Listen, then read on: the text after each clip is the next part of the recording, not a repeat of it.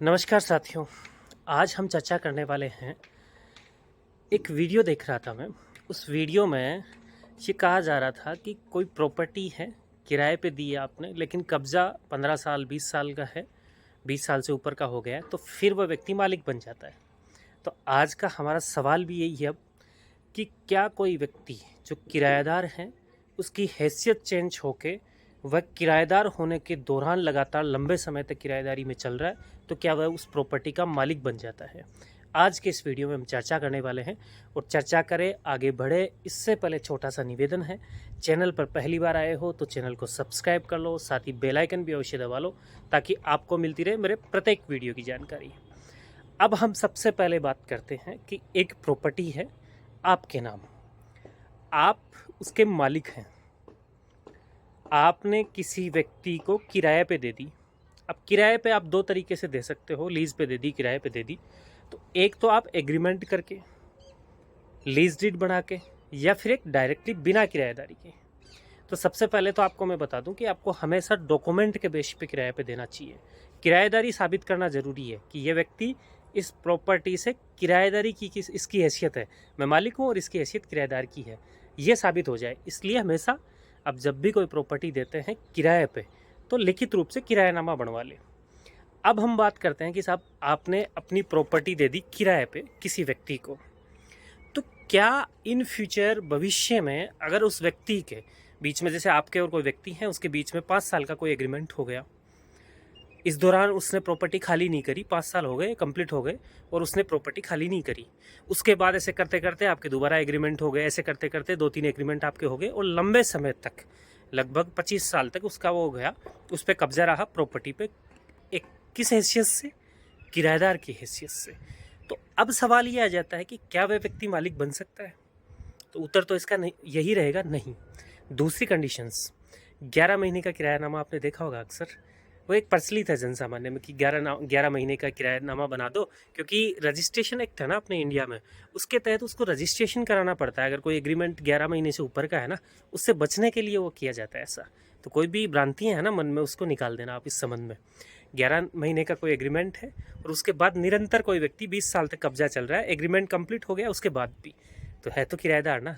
शुरू में उस प्रॉपर्टी में उसने प्रवेश कैसे किया, किराएदार की हैसियत से। तो अब अपने को क्या चीज़ समझ में आई कि अगर किसी व्यक्ति का कोई संबंध किसी प्रॉपर्टी विशेष से किराएदार की हैसियत से हो गया, तो उसका ताल्लुक कैसे रहेगा, किराएदार की हैसियत से। क्योंकि इन फ्यूचर आप डॉक्यूमेंट पेश करोगे, कहोगे साहब प्रॉपर्टी मेरी है, और ये व्यक्ति कैसे एंट्री, इस व्यक्ति की एंट्री कैसे हुई इस प्रॉपर्टी में, किराएदार की हैसियत से। हैसियत कभी बदलती नहीं है, इस बात को याद रख लेना। एक बार जबान दे दी आपने तो आप अपनी जबान से मुकर सकते हो, लेकिन कल को कोई बात आती है तो फिर क्या इश्यू होते हैं पता है आपको। तो एक बार जो जबान दे दी, विलंब, वो एक सिद्धांत है विबंध का, विबंध का सिद्धांत लागू होता है। एक बार आपकी हैसियत किराएदार की है तो आप किराएदार रहेंगे।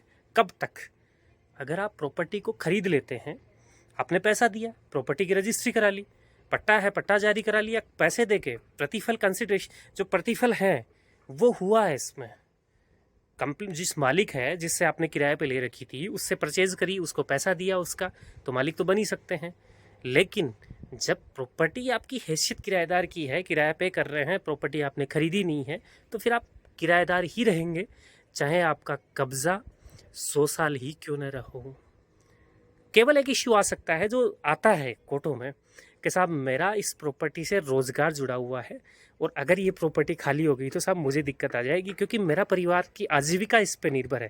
देखा है ना, कभी दुकानों के सूट आते हैं, सिविल सूट वगैरह, तो वो इस संबंध में आते हैं।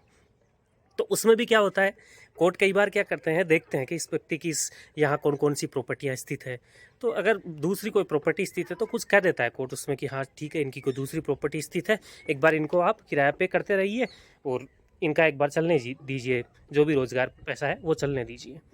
अदरवाइज़ कोर्ट ये भी करता है, एक लिमिटेशन दे देता है कि साहब इतने इतने दिन में आप दुकान खाली कर दो, 2 साल, 1 साल, 3 साल, जो 5 साल, जो भी कोर्ट तय करे, टाइम पीरियड दे देता है, पर हैसियत चेंज नहीं होती है। एक वीडियो में ये कहा गया था कि साहब एडवर्स पोजीशन, प्रतिकूल जो सिद्धांत है वो लागू हो जाएगा, तो नहीं होगा भाई, किराएदार किराएदार ही रहेगा, 20 साल 50 साल ही क्यों ना हो जाए, किराएदार हमेशा किराएदार ही रहेगा। प्रॉपर्टी का मालिक नहीं बन सकता जब तक कि उसने उस प्रॉपर्टी को प्रतिफल के साथ खरीद लिया हो मालिक से और विधिक कार्यवाही उनके बीच में हो गई हो। बाकी चाहे कुछ भी हो, किराएदार हमेशा किराएदार रहेगा। तो मेरे ख्याल से साधारण शब्दों में समझाने का प्रयास किया है मैंने आज, और आप अच्छे से समझ गए होंगे कि किराएदार एक बार किराएदार है तो किराएदार ही रहेगा, उसकी स्थिति चेंज नहीं होगी कब्जे के आधार पर। और आज के लिए इतना ही, मिलते हैं नेक्स्ट वीडियो में।